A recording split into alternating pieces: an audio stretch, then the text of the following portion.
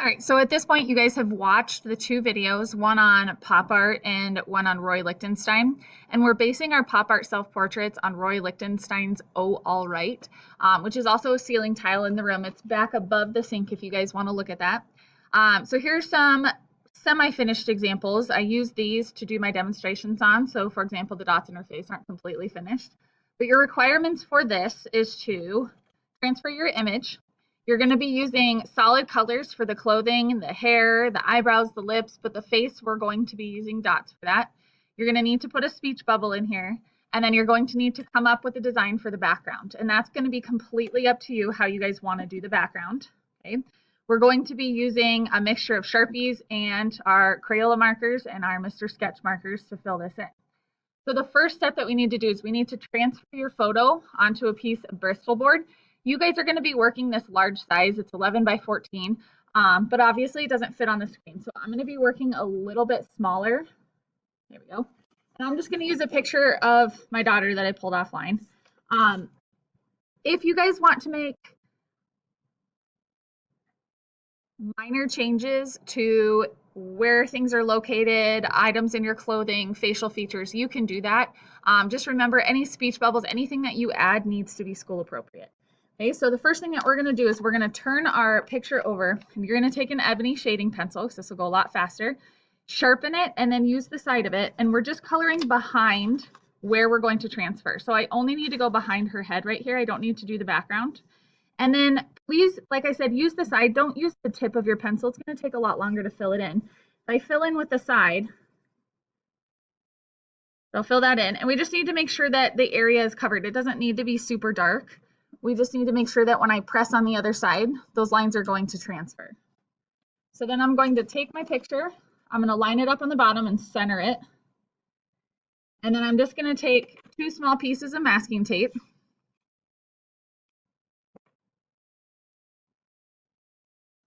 And I'm going to flip them over. Again, making sure it's lined up with the bottom of the page.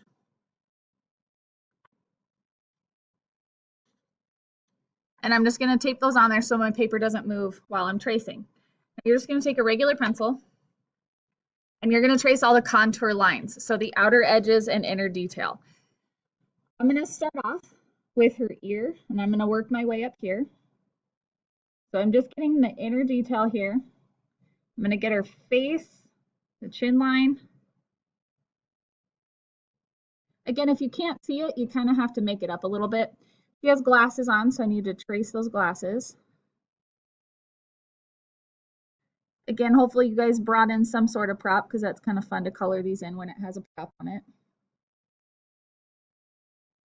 Now, if I'm not sure if I'm transferring this correctly, I can kind of hold the paper down and I can flip it over. You can see that the lines are transferring, so I'm going to keep going.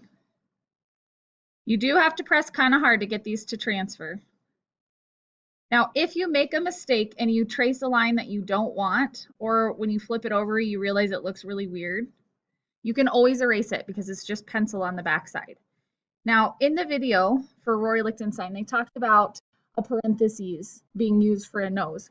We don't have to trace in the whole bridge of the nose. I just put the bottom part of the detail right here just to give the illusion of the nose. I might do a little bit more right there. And then sometimes when you do the smile wrinkles on the side here, it makes it look like it's aging instead of showing the actual smile line. So if you need to change something like that, again, you can. Like, I have a feeling her teeth are going to look a little bit weird on here, so I might have to do some fixing. I think I'll just keep those. Okay, so I'm going to finish this. I'm going to pause the video, finish getting my contour line so I can show you the next step. I have all of my lines traced on here, all my contour lines, so I flipped it over. Okay, so I have everything traced. So now I'm going to keep this just in case I get confused on where everything is supposed to go and what I want to color. So I'm going to keep that, and I'm going to take my Sharpie, my thin Sharpie, and I'm going to start tracing all of these pencil lines that I want to keep. Again, if something doesn't look right, you can change it, but once you put the Sharpie on, I don't give you white out. So you guys need to make sure that you have your drawings ready to go. Okay, so again, I'll pause this. I'll finish getting my lines on here so I can show you the next step. I have everything traced with the Sharpie. I'm not absolutely perfectly tracing these lines, so I need to take my eraser and erase any pencil lines that I still see.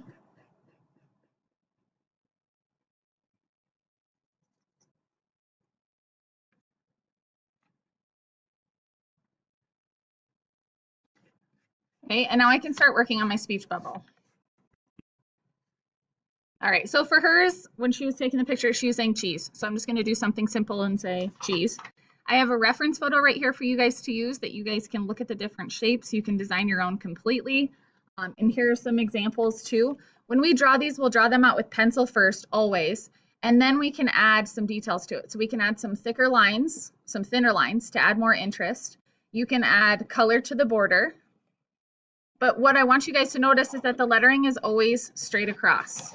Okay, so when we just hand draw it and we don't use any drawing aids, sometimes it ends up a little bit crooked or you run out of room, which is why you always want to do it with pencil first. Okay, so what I'm going to do is I'm going to draw, oops, I'm going to actually draw my letters first and then draw my bubble around it. So I'm not trying to fit it in there.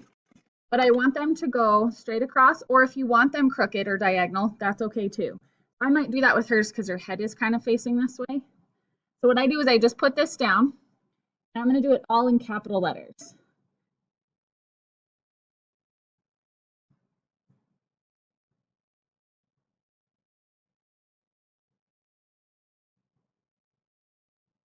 So I'm using that straight edge to make sure that it's all aligned. And then I like the one with the straight line, so I can draw it with straight lines. I can surround my cheese here. And then to make it look like it's coming from her mouth, I'll have a longer one right here. Now, if you guys want to use a ruler to do those lines right away, you can, or you can do it with pencil first and then use your ruler for your Sharpie.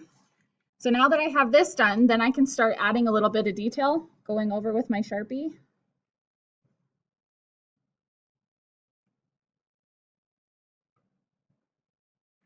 Okay, so I would outline all of this.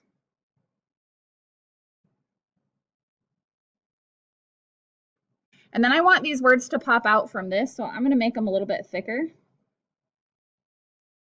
And then just fill them in.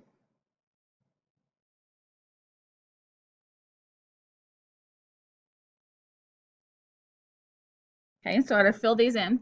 I'm not going to make you guys watch me trace all of this, so again, I'm going to pause it. I've got my speech bubble done here, and I just added some designs to the outside to make it more interesting. I'm erasing any pencil lines that are still lingering.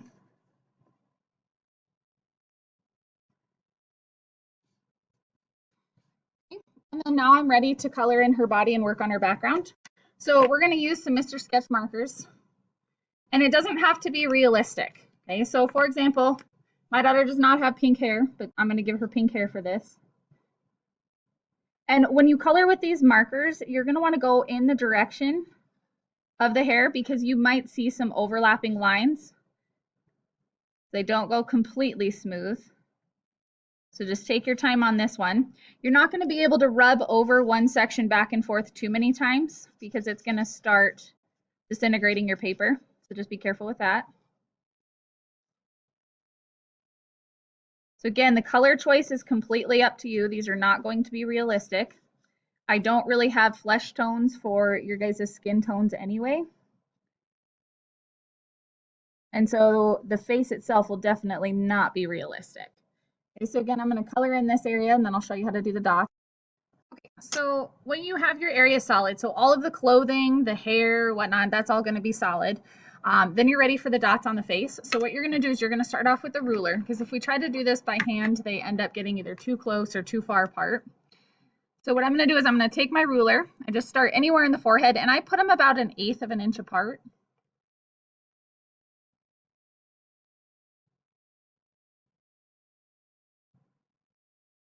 So I use the ruler to keep them in a straight line. Then I move down my ruler about that same distance, about 1/8 of an inch, but now I'm going to go in between. So I don't really need to measure it anymore. I just need to go in between the dots like a brick pattern.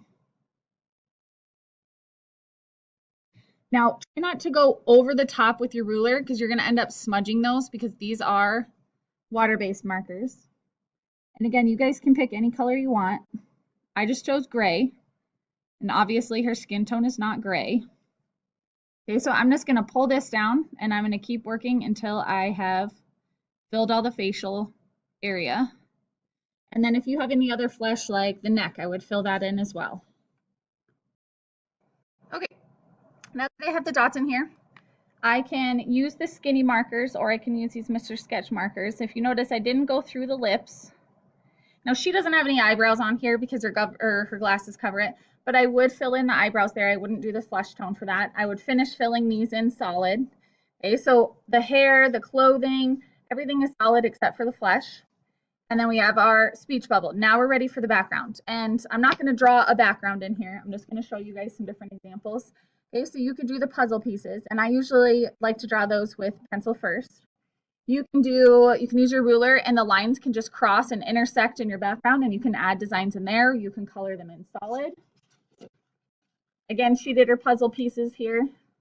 But we can also add designs on the inside to make it more interesting or color it solid. This is an option if you're sick of coloring in areas solid to do the designs in each one and do them differently each time. And again, she did her lines across the background, but then we have the line designs on the inside. If you're working with a partner, remember your backgrounds need to match up. You'll end up taping them together. It's the same amount of work as if you're working as an individual, so it doesn't save you any time. It doesn't save you any work. Okay? And again, once you finish your speech bubble, your background, getting the dots on the flesh, getting solid areas filled in, then you're all done.